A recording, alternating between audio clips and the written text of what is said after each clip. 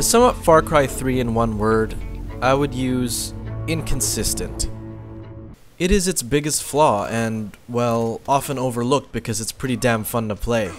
Consistency is good. Keeping a steady level of quality is something all video game developers should try to achieve. Hell, consistency is mostly good in real life too.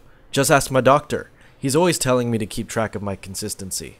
Gunplay ranges from exciting to boring, stealth ranges from intense to stupid.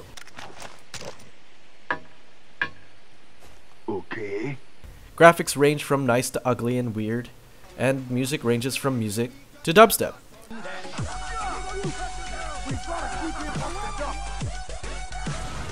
Just about everything has a good and bad turn in this game, but that doesn't mean it's not fun. It has its moments, and I, for one, love it.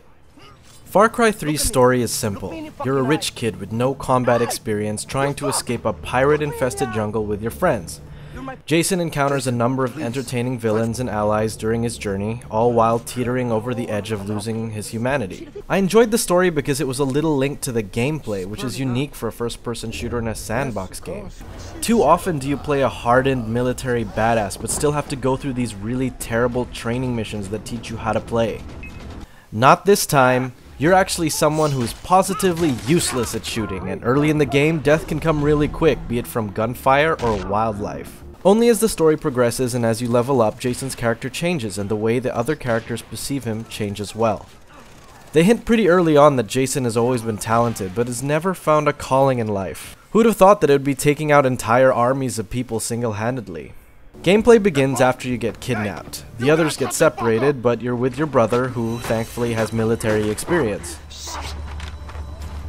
Holy fuck, he's dead. That is what they teach you in the army. You try to break out, but just before you escape, shit gets real. Actually, there's a lot of real shit to be gotten here, and that's a good thing. After you escape, you gain this black mentor character who gives you the strength to fight your enemies and get revenge. That's when shit gets so real. And it turns out the man who your was created by a that's been the mastermind the whole time. You gain even more abilities, start freeing your friends, but then you the and unlocks your final and you become the Batman, and then shit gets realist. Oh, Jesus. Oh, fuck you! The story's well paced and you really get a feel for Jason's development, something I didn't really expect from a genre that doesn't really focus on story. The writing is occasionally wonky, and Gianpaolo Venuti, Jason's voice actor, goes a little too over the top during some scenes. I mean, I'm not kidding. There are some points of the story when Jason goes, "I gotta get stronger for my friends." Not one of us. Well, then I will become a warrior. Very funny. I can't help but think of terrible anime dialogue when I hear it. Hell, even the characters' names are Japanese anime level ridiculous. They sound like they come straight out of a fucking fighting game. Daisy Lee, Dennis Rogers, Willis Huntley, Oliver Carswell. These names go right alongside Neil Delandy, Roy Mustang, Edward Newgate, and Jack Simon. But you know what? I liked it. It was entertaining. More often than not, the villains are played superbly, animated by mocap and seasoned with a nice amount of bloom and depth of field. It's good shit. Did you buy this on consoles? Enjoy 20 frames per second! Here's footage of me putting everything on maximum with the backing track of the sound I was making just before I started the game.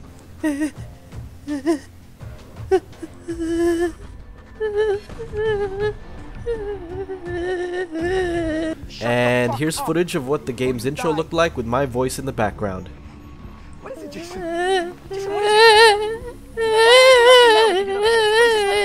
And then... what the fuck? Is that a river made of jello? If you were like me, you were probably excited to get immersed in the game.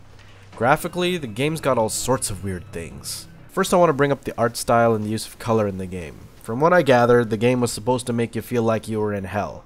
A horrible jungle hell. You're a young man way out of his comfort zone with psychopaths and all sorts of crazy animals waiting to eat you. But the game just looks so sterile, like someone came over and cleaned and prepared the jungle for you. It's so lifeless. The three colors used the most in this game are light blue and white, green and gray, and light blue and white. Even then, it still looks so clean. Someone at Ubisoft actually thinks this is what a jungle looks like. Let me show you pictures of tropical jungles around the world so you know what they look like too.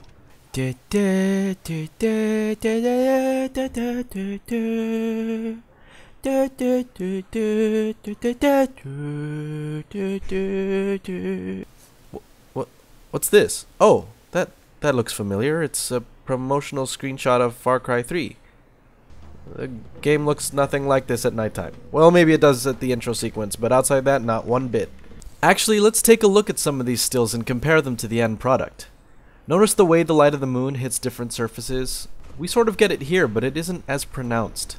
The denseness and the claustrophobic nature of the jungle, it just isn't really here. I mean, this is the exact same level, the Black Panther bow hunting level, but it just looks so damn different. As a matter of fact, most of the promotional stills released for the game before launch are pretty inaccurate depictions of the actual graphics of the game. Check out that draw distance in the screenshot, the details on the glider, the track marks made by the Jeep. These effects, they aren't in the final game. But you know what is? Teleporting rocks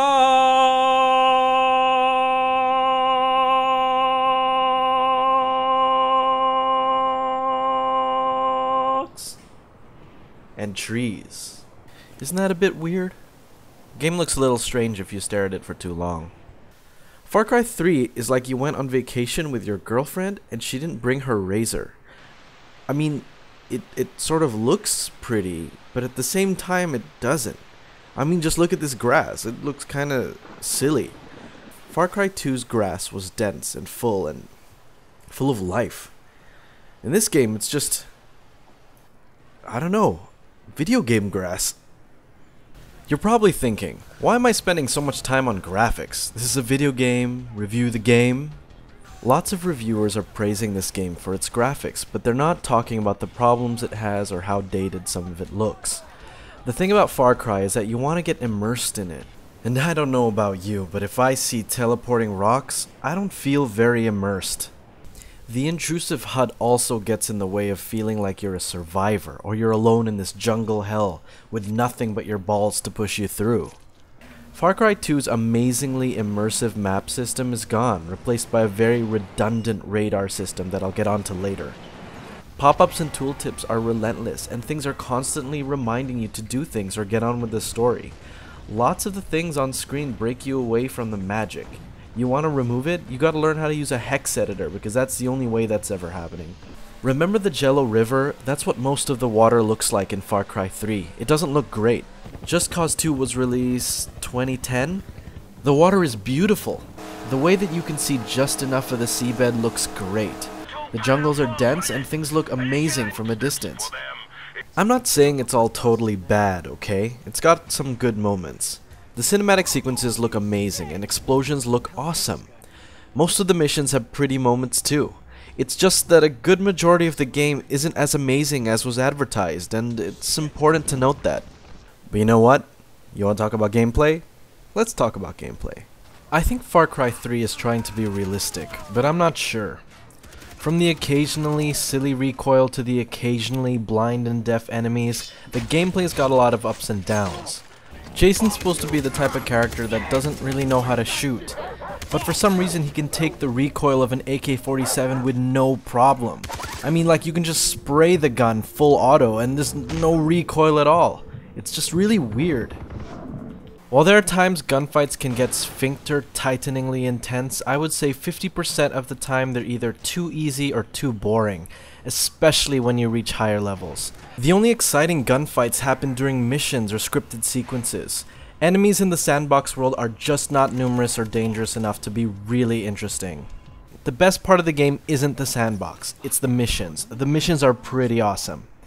As I mentioned earlier, you start off with very little. You can't even carry more than your pistol. You don't even have a silencer. You need to use your brains and your smarts to get by. Then you start leveling up. You can take more bullets and do more ballsy things. Then the game gives you access to long-range explosives and silent sniper rifles. Then it starts getting way too easy. At higher levels, you can take out everyone with a silenced gun and then stab the slow heavy units after tricking them with rocks. And that's all there is to beat the game.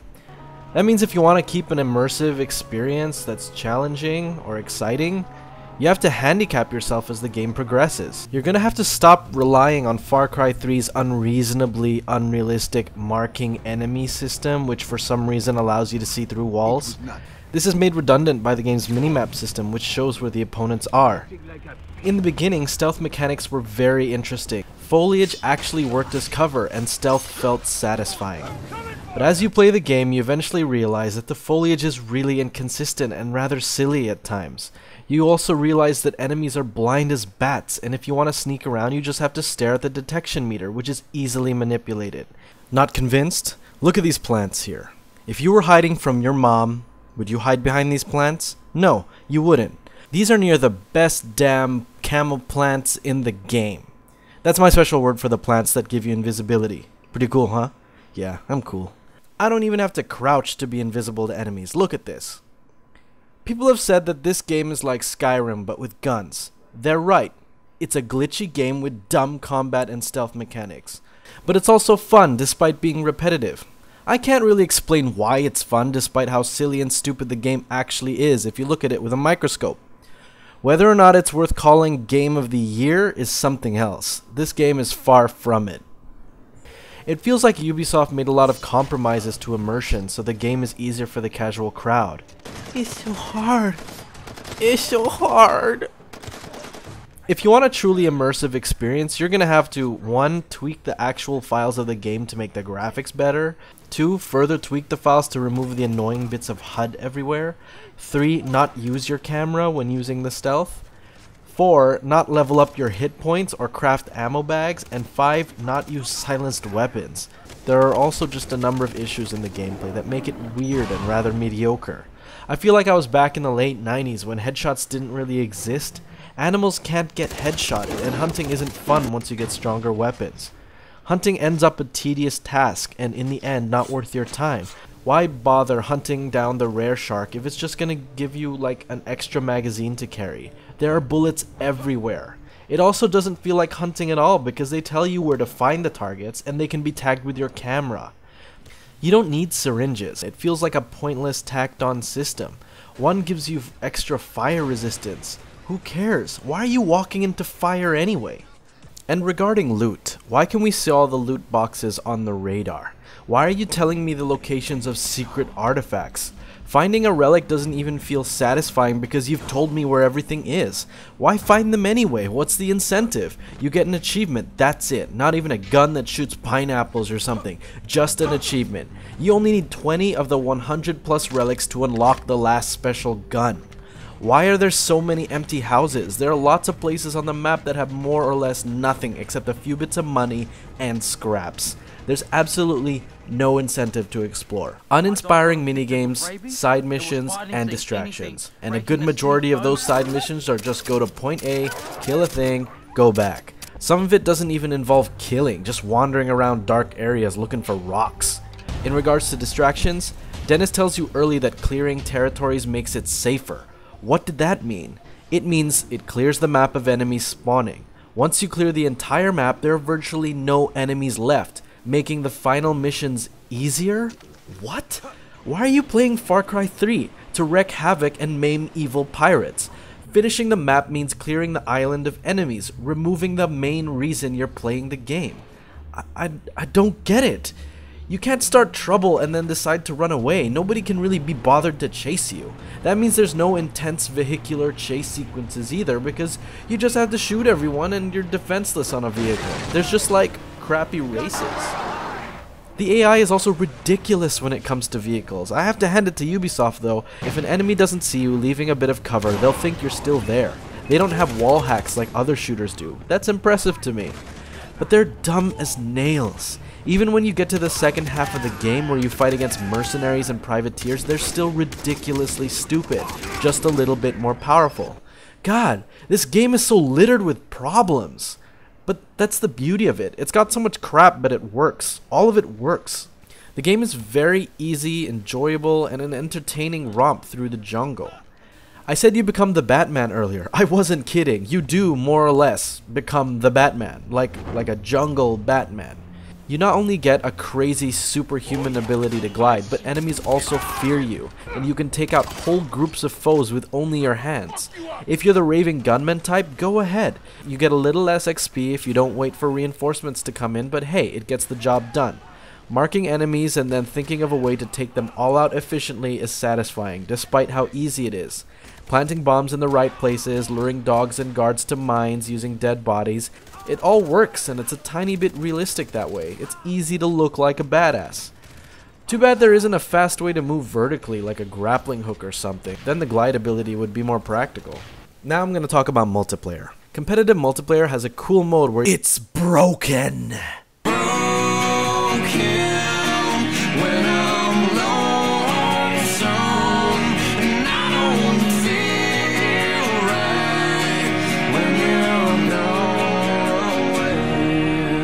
I'm just kidding. It's got a terrible netcode and it isn't really that balanced. Got bad ping? Don't bother playing the competitive multi. It doesn't work. It's just Call of Duty using the Far Cry 3 engine. Kill streaks, mostly the same old game modes, perks, and things like that. It's kind of fun, and killing players is satisfying because it's pretty easy to die. Unfortunately, the cover mechanic used in the single player game isn't apparent here, so there's less reliance on cover. Also, I predict Far Cry 3's multiplayer will end up just like another single-player experience turned competitive multi, Max Payne 3. Eventually, nobody's gonna be playing it because it just doesn't have that X factor that some games have for competitive play. Co-op, however, is where it's at, especially the harder difficulties. It takes skill, lots of teamwork, and good use of cover. It's a great co-op cover shooter. Enemies are plentiful, and firefights are intense and exciting. It even has some mini scenarios for you and your friends to enjoy. The netcode's a little better here. I was playing with a guy from Germany, a guy from China, and a guy from Israel at the same time. That's cool. Unfortunately, I think a lot of children are playing the game because, man, a lot of players online do some really stupid shit. Another bad part about it is it's all matchmaking again. No dedicated servers here means we're stuck with this terrible thing never telling us exactly what's going wrong with the matchmaking. So yeah, development for consoles ruining gaming once again. Quick little bit about some system problems before I conclude. If you're a console player, you can skip this if you like. This is for PC players. Tweaking your files and disabling depth of field actually makes your aliasing better, improves your frame rate, and gives you a crisper visual experience. Google how to do this as soon as possible. Also, in the current build, people running SLI will have a bit of difficulty getting their second card to register. Higher anti-aliasing functions are also not very efficient. You're better off forcing your card to run it. I'm gonna end my terribly long and serious review with how I felt about the game. I enjoyed my time in Far Cry 3. I like to show it off to people because it looks great when you watch it. Unfortunately, as a reviewer and as a gamer, I know that the spectacular takedowns that I pull off aren't actually hard or super satisfying to do once you get used to the system. The game reminds me of a story with a beautiful statue built far in the distance. How a boy wanted to get close to the statue and see it in all its glory. Unfortunately, as soon as the boy got close, he realized that the statue had cracks and moss and all sorts of things that made it look ugly. That's what Far Cry 3 is like. It's sort of beautiful on paper and on the screen, but when you get down to actually playing it, it's a bit of a mess. That's not saying you can't appreciate it. The story's a lot of fun and the missions are exciting and interesting. If you can ignore a lot of the compromises to gameplay, it's a lot of dumb fun. But if you want an immersive and challenging experience, save your money for a better title. Oh yeah, and for people who've played the game, why does everyone have chlamydia?